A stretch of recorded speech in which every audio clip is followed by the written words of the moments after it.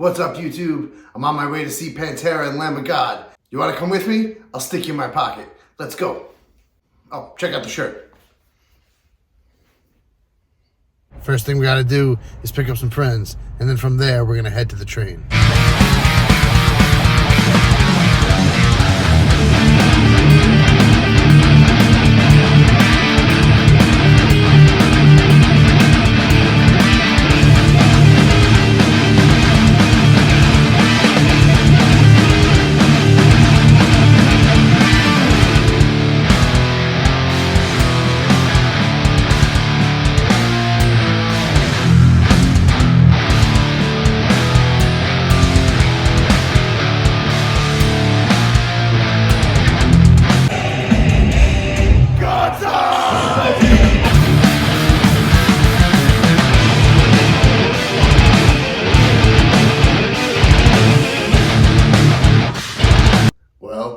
That show was amazing.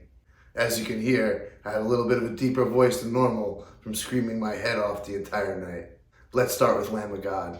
They are a top-tier metal band. As a matter of fact, I would say Lamb of God is the best band from the late 90s, early 2000s era. If you look at different waves of metal, the early 80s had Metallica and Slayer, the early 90s had Pantera, and then the next generation, it's Lamb of God. I can go on and on why I think Lamb of God is superior to other bands, but we'll save that for another video. Lamb of God's drummer Art Cruz is absolutely phenomenal. He showed what a worthy replacement he is for Chris Adler. In fact, here's the drum fill in the song Ruin.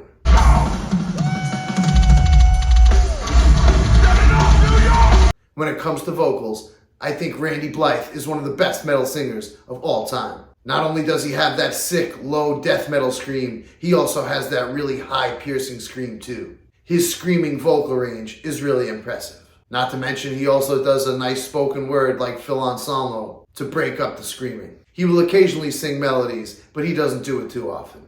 Still, Randy Blythe is one of the best metal singers ever. I also think it's cool he knows a lot about the New York hardcore scene and makes many references when playing New York. Not only does Lamb of God have amazing riffs, crushing leads, they have really brutal breakdowns. And that's one of the things that sets Lamb of God apart from a lot of other metal bands. And now let's talk about the almighty Pantera. They blew the doors off the place. They sounded so good. Their sound guy was on point and made sure Pantera sounded great for their fans. As far as Phil Anselmo goes, he is one of my favorite vocalists of all time. His stage banter is second to none. His scream sounds great, and he knows how to move the crowd. The only slight downfall, and in my opinion, slight, is that Phil doesn't have the singing range he used to. He has to sing songs like This Love in a lower register. It still sounds great, but it's not exactly like the album. And if you've never seen Pantera before, I can see how that part might be a little disappointing. Moving along to Charlie Benante on drums. I knew he was a great drummer from his work in Anthrax, but I really didn't know he was this good. Personally, I think Charlie sounded exactly like Vinny, with the exception of one small double bass part. I'm forgetting the song off the top of my head, but when I'm done recording, I'll be sure to include it in the edit. And now moving along to Zack Wild. He really did a great job, and considering he's filling in for one of the best guitar players of all time, you'd be unreasonable not to give him a little bit of leeway. When Pantera played Floods and Walk, Zack did his best to play Dime solo as close to the original as possible. For the other songs, Zack played close solos, but not the same. And last night my friend had quite the epiphany and broke it down for me, so I'll break it down for you.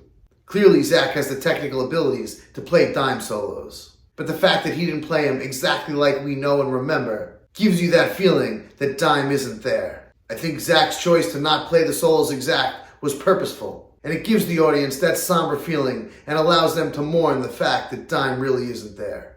It also lets us know that you can be close, but you can never really replicate a master guitar player like Dime. As far as the crowd goes, that wild, rowdy, moshing spirit is long gone. But I think that's because most of us are old folks, Gen Xers, and we're just there to headbang and scream along. It was great to see younger generations of fans there, but I understand why it wasn't as rowdy as it once was. Nobody wants to break a hip, and they have work the next day. That being said, crowd participation was in full effect. Songs like A New Level, Walk,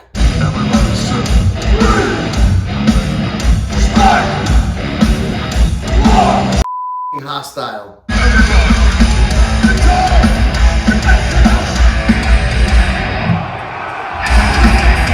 Had full audience participation, something that was clearly lacking when Pantera opened for Metallica over the summer. And lastly, we have to talk about the song Floods. They played the song in its entirety, and while doing so, they had a ton of footage of Diamond Vinny in the background. It was a beautiful tribute, and I wouldn't be surprised if even the most brutal of metalheads shed a tear, or at the very least, got a little misty-eyed.